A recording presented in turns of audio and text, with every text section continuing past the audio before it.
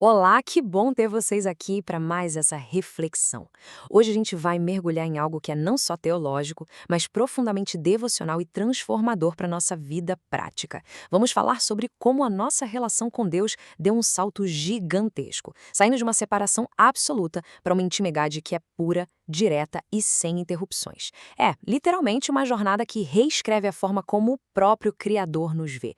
E logo de cara eu quero jogar uma pergunta para a gente pensar. Afinal de contas, a humanidade ainda está separada de Deus hoje?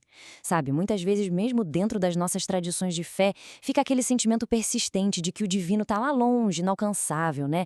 Como se a gente precisasse constantemente de alguém ou de alguma coisa para ficar implorando o favor de Deus pela gente.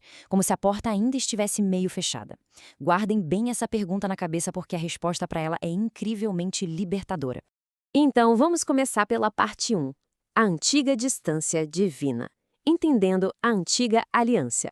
Olha só, para a gente conseguir realmente valorizar e captar a beleza do acesso que temos hoje, primeiro a gente precisa entender a barreira que existia lá no passado. O sistema da antiga aliança era super rigoroso. A gente tinha sacerdotes que, convenhamos, eram falhos, havia aquela necessidade cansativa de sacrifícios contínuos que, no fim das contas, nunca resolviam o problema de forma definitiva, e, claro, a maior de todas as barreiras, o véu do templo.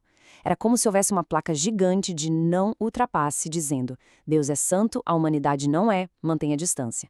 Mas aí vem a nova aliança e vira o jogo completamente. Jesus entra em cena não para manter essa distância, mas para rasgar esse véu de cima a baixo e trazer um acesso aberto, uma comunhão direta. É uma mudança de paradigma da água para o vinho. E isso nos leva à parte 2, o novo caminho aberto. Cristo como mediador. É muito importante a gente entender que o papel da mediação de Cristo não era criar uma burocracia espiritual nova, sabe? Pelo contrário, era despedaçar de vez as barreiras antigas e estabelecer uma conexão sem intermediários. O apóstolo Paulo resume isso brilhantemente em 1 Timóteo 2:5, porque há um só Deus e um só mediador entre Deus e os homens, Jesus Cristo homem. O grande lance aqui é o motivo dessa mediação. Ela estava diretamente ligada à reconciliação. Jesus pisou na nossa história especificamente para unir duas partes que estavam separadas por aquele sistema antigo. Ele foi de fato a ponte definitiva sobre aquele abismo de distância espiritual. E, gente, que imagem espetacular o escritor aos Hebreus nos dá agora. Ele diz o seguinte: tendo, pois, irmãos, ousadia para entrar no Santo dos Santos pelo novo e vivo caminho que ele nos consagrou pelo véu, isto é, pela sua carne. Parem um segundo para absorver o peso disso. Aquele véu físico, pesado e impenetrável do templo foi substituído pela própria carne de Cristo. Ele mesmo abriu a porta para o Pai. E a palavra que eu mais amo aqui é ousadia. A gente não precisa mais pisar em ovos, entrar com medo ou hesitação. O caminho agora é novinho em folha e, mais do que tudo, é vivo. Avançando para a parte 3, o fim do antigo sistema, a consumação no ano 70 depois de Cristo.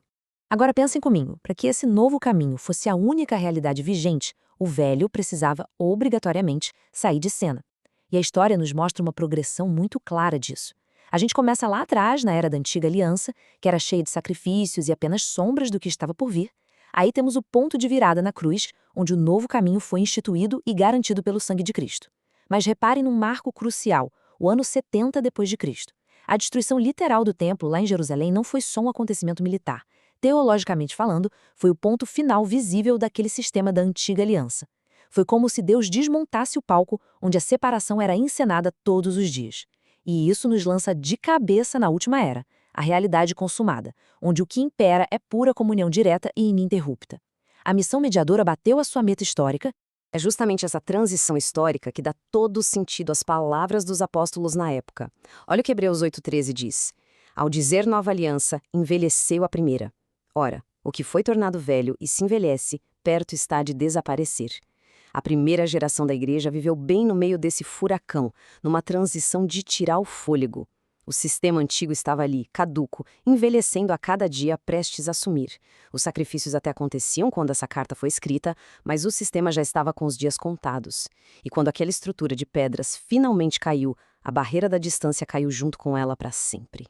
O que nos traz a parte 4, o amor direto do Pai.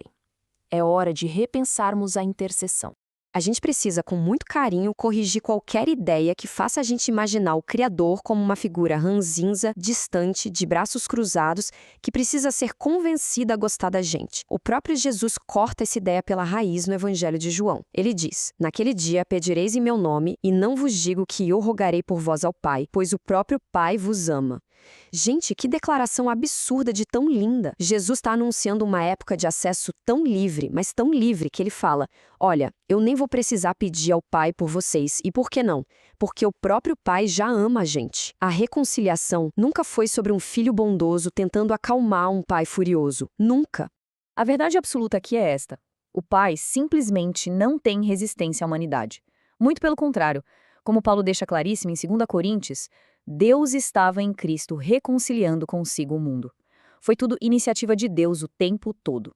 A reconciliação era o grande projeto dele desde o começo. Cristo não desceu aqui para mudar o coração de Deus sobre nós. Ele desceu para consumar aquele plano original de intimidade que o Pai sempre sonhou.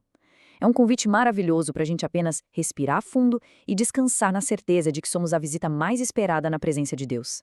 E chegamos à parte 5, o perfeito acesso hoje e o verdadeiro significado da intercessão. Bom, depois de ver que a obra redentora foi 100% finalizada, o que sobra da intercessão? A gente lê em Romanos e Hebreus que Cristo vive sempre para interceder. Mas na prática, o que isso significa hoje? Dentro de uma visão de realidade consumada, a intercessão não é ficar lá num ato infinito de súplica. Jesus não está no céu de joelhos, implorando dia e noite para manter Deus de bom humor com a gente. Na verdade, a intercessão é a permanência eterna de uma obra que já deu certo. Pensa assim: se um sacrifício foi perfeito, ele não precisa de replay, certo? Da mesma forma, uma reconciliação que foi consumada com sucesso não precisa de alguém mediando sem parar para segurar as pontas da paz. A obra está feita, o estado de separação simplesmente acabou. E se a gente quiser evidências de que o serviço foi finalizado com sucesso, é só olhar para as cartas dos apóstolos. Efésios diz que temos acesso ao Pai em um mesmo Espírito. Colossenses fala de Cristo em nós, esperança da glória. 1 Coríntios nos dá aquela promessa alucinante de que Deus é tudo em todos. E lá em João, Jesus promete uma habitação mútua, vós em mim e eu em vós. Tudo isso grita uma única mensagem: não existe mais distância. Aquela intercessão sacerdotal que existia para consertar o que quebrava na antiga aliança já alcançou a sua consumação. A humanidade reconciliada hoje tem passe livre, total e irrestrito para o abraço do Pai. No fim do dia, o nosso foco deixa de ser a distância e passa a ser essa comunhão definitiva. A obra mediadora cumpriu o seu propósito mais lindo. E a pergunta provocativa que eu deixo para a gente refletir e levar para a vida é: como a nossa espiritualidade, o nosso dia a dia, mudaria se a gente parasse de tentar alcançar um Deus, que a gente insiste em achar que está longe, e começasse simplesmente a viver a comunhão profunda com o Pai, que já nos envolve em amor absoluto. Essa realidade está pronta, está consumada e é todinha nossa para viver hoje. Muito obrigado por acompanharem essa reflexão, um grande abraço e até o nosso próximo estudo.